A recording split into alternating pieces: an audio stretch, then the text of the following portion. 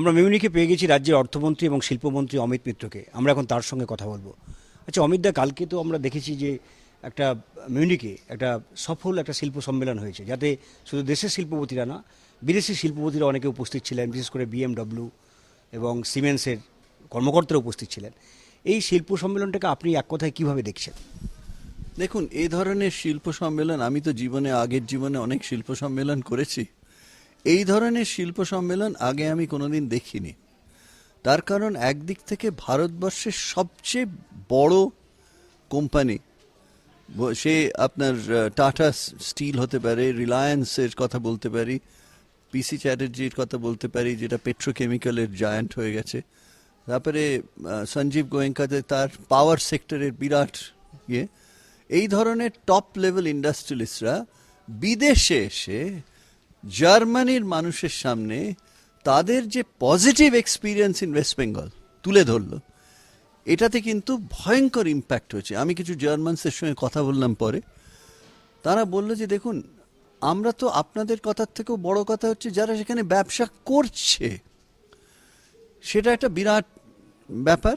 এবং আমার মনে হয় এরম কখনো এত বড় ইন্ডাস্ট্রিয়ালিস্টদের মধ্যে, যেরকম ধরুন আজকে ডক্টর ডক্টর আন্দ্রেয়াস হিটেচ, যে আপনার এত বড় আপনারা অ্যাডভার্টিজমেন্ট বা কলকাতায় দেখেন, 1 বিলিয়ন ইউরোর মালিক, পার্সোনাল, ওরা একদম ফ্যামিলি হেল্প।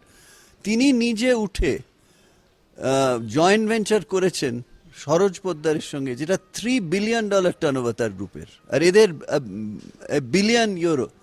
তিনি উঠে জার্মানির তরফ থেকে বললেন যে আমি ভারতবর্ষ সম্বন্ধে অত্যন্ত শুধু আশাবাদী নয়, আমি ইনভেস্ট করেছি, শুধু কথা বলছি না।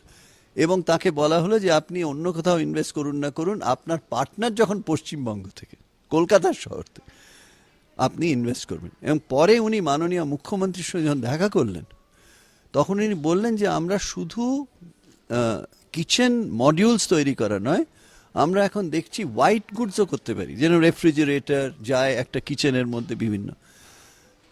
দ্বিতীয় হচ্ছে, জার্মানিতে যারা ভারতীয়রা জার্মান কোম্পানি নিয়ে নিয়েছে কলকাতার থেকে বা পশ্চিমবঙ্গ থেকে, তাদের জার্মান সিইওরা একটু উঠে উঠে বলল যে আমরা কত স্যাটিসফাইড।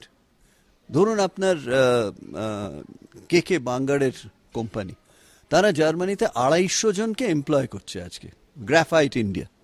তার জার্মান সিইও, কে বাঙ্গুর নয়, জার্মান সিইওটা বলল যে ভারতীয় কোম্পানির সঙ্গে কাজ করতে গিয়ে আমরা বুঝেছি, যদিও শুরুতে ভেবেছিলাম কত কালচারাল ডিফারেন্স হতে পারে, দূরের দেশ, কিন্তু কাজ করতে গিয়ে বুঝেছি আমরা যে ভারতবর্ষে ইনভেস্টমেন্ট করা ভয়ঙ্কর দরকার। দ্বিতীয় হচ্ছে মিস্টার মিত্তালের কোম্পানি, যেটা কিনে নিয়েছে জার্মানিতে 350 লোক, সেখানে একটা ইউনিটে কাজ করে, 200 জন আরেকটা ইউনিটে কাজ করে।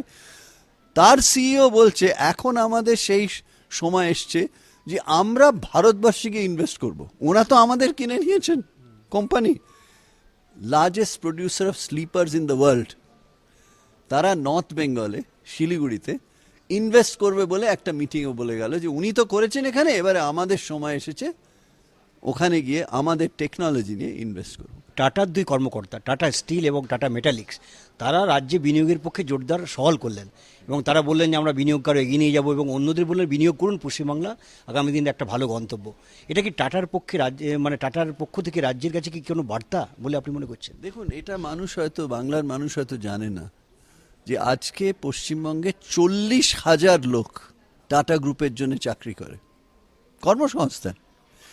দ্বিতীয়ত, টাটা গ্রুপের সবচেয়ে বড় কোম্পানি টাটা স্টিল, তার ম্যানেজিং ডিরেক্টর যখন উঠে বলছেন যে উই আর ভেরি স্যাটিসফাইড, আপনারা আসুন পশ্চিমবঙ্গে ইনভেস্ট করুন, কাকে বলছে? জার্মানদের বলছে, যারা টাটাকে চেনে।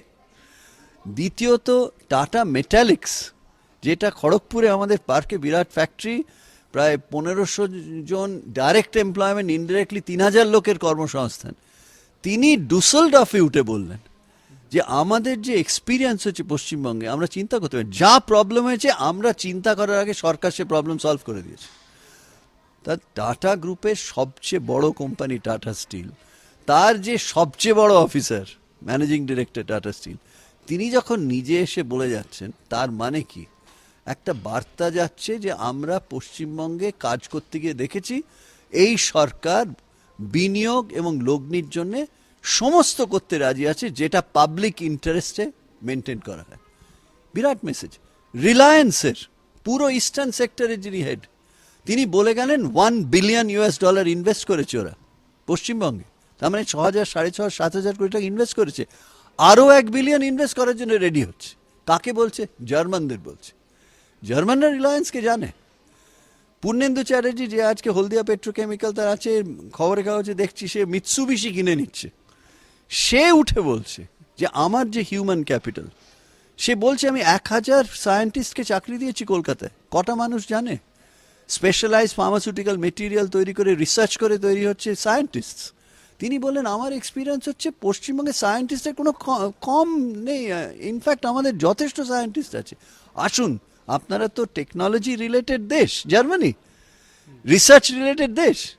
আমি আপনাদের সামনে উঠে দাঁড়িয়ে বলছি যে আমার 1,000 সায়েন্টিস্ট, পিএইচডিস, মাস্টার্স ডিগ্রি, এমএসসিস আমার কাছে চাকরি করছে, এবং আমার সবচেয়ে ভালো লাগছে যে আপনারা এলে আরও মানুষ চাকরি করবে।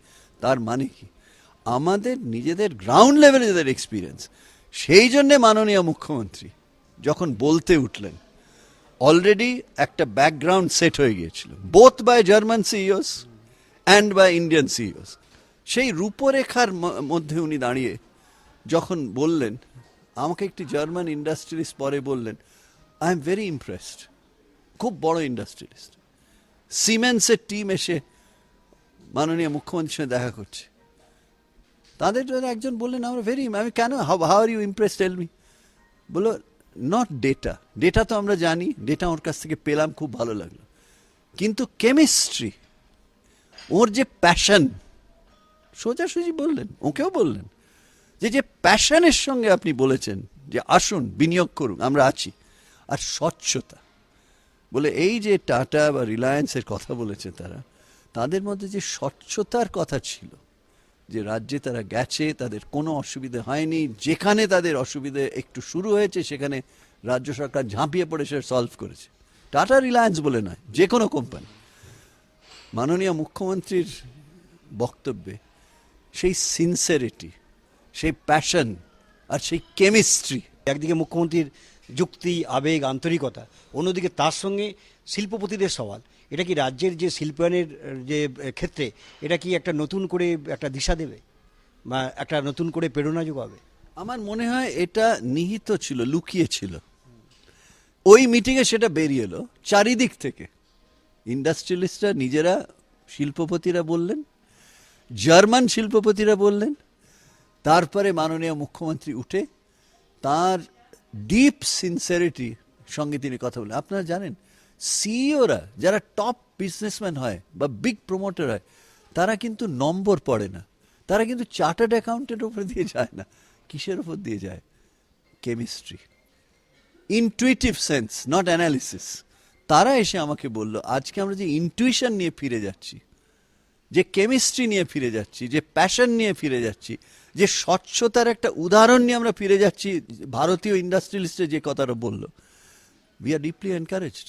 This is a breakthrough পশ্চিমবঙ্গের পক্ষে, পশ্চিমবঙ্গের মানুষের জন্য, কর্মসংস্থানের জন্য, বিনিয়োগের জন্য। মাননীয় মুখ্যমন্ত্রীর বক্তব্যের যে ইলেকট্রিক এফেক্ট হয়েছে, তা আপনারাও দেখেছেন, আমাকে আলাদা করে বলতে হবে না।